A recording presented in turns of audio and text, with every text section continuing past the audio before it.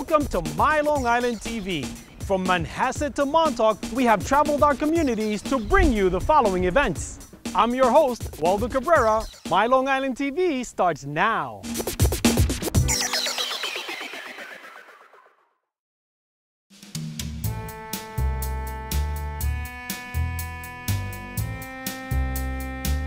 Hi, and welcome to North Fork Specialty Kitchen. We are a custom producer of specialty food items, and we use a lot of local ingredients to create anything from mustards and ketchups and barbecue sauces to chocolate raspberry sauce and all kinds of pickled items. If you can grow it, we can pickle it. What I'm called is a small-scale food processor, and there are actually many small food processors throughout the country. Some of them just produce for their own farm stand, but a few of us are producing for other people like I am. If you're doing it in your home kitchen and it's for you and your friends, that's perfectly fine. But once you make that leap and you want to sell it, you want to introduce it in the marketplace, in order to guarantee that that's safe, that food is safe for human consumption, you need to be licensed to do that. I can help you with everything from figuring out what is the best recipe for your product, how to jar it, how to present it to the marketplace, what is it that you need to actually get into business.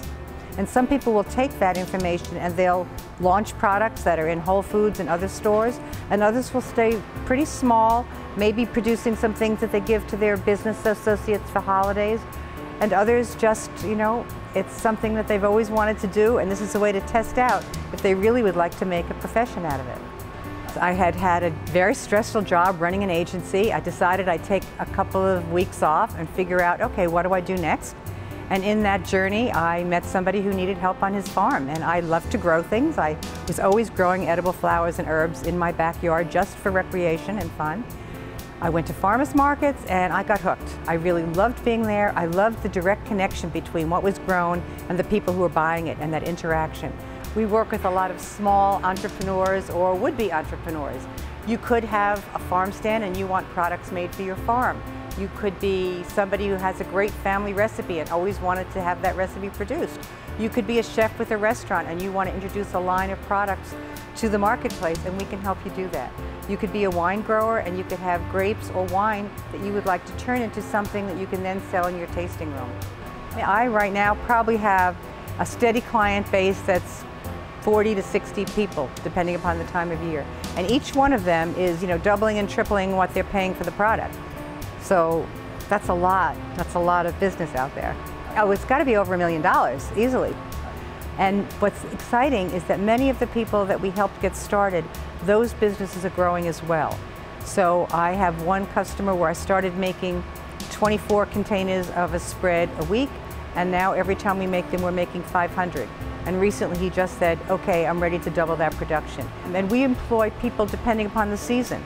Right now we're doing more jarred production and less farm production because the farms are closing down. So we could have 4 people to 8 people, and sometimes 10 if we really need them. And then the store has 3 or 4 other people that work there. We are licensed to produce food conventionally, but also we are able to produce food that is certified organic. These shelves that are green, because everything has to be identified as to where it comes from, holds all the ingredients that are organic ingredients for the line of products that we use them in. They're color-coded, they are dotted, and they have an identifying number here, so we know when we make this product, a product that uses white wine vinegar, actually which bottle of vinegar went into that product. It's very rigorous to document that you're making products organically. There's a lot of regulations involved, but in the end, it assures the public that the product really is an organic product. At the stove back there, one of my favorite products, it's a chocolate wine sauce made with Belgian chocolate and local Merlot wine, which is fabulous. And this is the chocolate that we're melting. It comes in as a big block of chocolate, and in the next pot is the wine. So those all get combined together, get cooked down, and it becomes a fabulous dessert sauce. She's pouring it in at a high temperature, over 221 degrees is the temperature that it goes in. So the lid goes on and it gets turned upside down for about a minute. It's great over lamb chops. A lot of South American cooking incorporates chocolate in recipes. This is to die for. Back here is examples of some of the products that we make. This is a steak sauce for Keen. It's actually sold at Keen's Steakhouse in Manhattan. Peter Ambrose has a line called Endless Summer. This is a jelly for Wolfer. I find a lot of fulfillment in helping somebody realize their dream. So it's not just about me, but it's helping you to do something you've always wanted to do.